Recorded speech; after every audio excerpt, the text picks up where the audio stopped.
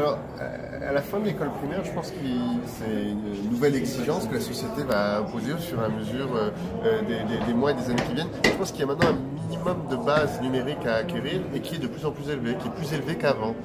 Je pense qu'on a un sujet sur les primo-compétences technologiques de base qui en fait ont l'air techniques à l'origine, mais en fait sont la capacité à pouvoir analyser plus globalement l'environnement informationnel et numérique.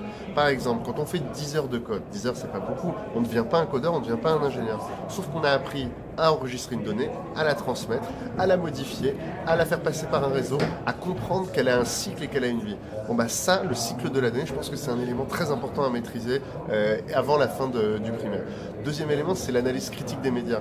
Je pense qu'aujourd'hui, notamment avec les phénomènes de fake news, avec ce qui se passe sur les réseaux sociaux, il n'a jamais été aussi important que les enfants, très tôt, comprennent ce que c'est qu'une source, comprennent ce que c'est qu'un auteur, ce que c'est qu'un journaliste, ce que c'est qu'un critique, et que tout ça, ça participe à la constitution d'un esprit libre, parce que ce sera notre meilleure arme contre les fake news et contre les tentatives de manipulation de l'opinion, c'est d'avoir des citoyens informés et qui maîtrisent ces nouveaux outils. Dans le secondaire, est-ce qu'il faut apprendre le code ? Dans le secondaire, moi je suis très ouvert. C'est-à-dire que je veux que ceux qui ont très envie puissent le faire. Donc c'est pour ça que je l'ai dit au ministre de l'Éducation nationale, il faut qu'on puisse apprendre plus de numérique, même aller très loin dans le numérique, pour ceux qui en ont envie. Et après, la seule question qui est ouverte, et qui est le début d'une discussion tous ensemble aujourd'hui, c'est pour tous, qu'est-ce qu'on veut ? C'est quoi le bagage de base des humanités numériques ? C'est quoi le bagage de base ? Est-ce que c'est devenir un codeur ? Je suis pas sûr. C'est-à-dire que tout le monde n'a pas besoin de devenir un codeur. Par contre, tout le monde doit vraiment maîtriser ce que ça veut dire, ce qui s'y passe. Est-ce que tout le monde doit devenir un web designer ? Non, mais par contre, il faut que les gens comprennent qu'on peut manipuler des images. Est-ce que ça veut dire que tout le monde doit devenir un ingénieur électronicien ? Non, mais il faut comprendre le robot, il faut comprendre la machine. Donc vous voyez, il y a le sujet de compétences de base universelles et il y a le sujet de comment ceux qui en ont envie, on puisse leur donner plus la capacité à devenir plutôt des gens qui vont avoir une expertise qu'ils développent. Et côté des profs, enfin, comment on fait pour changer un peu ?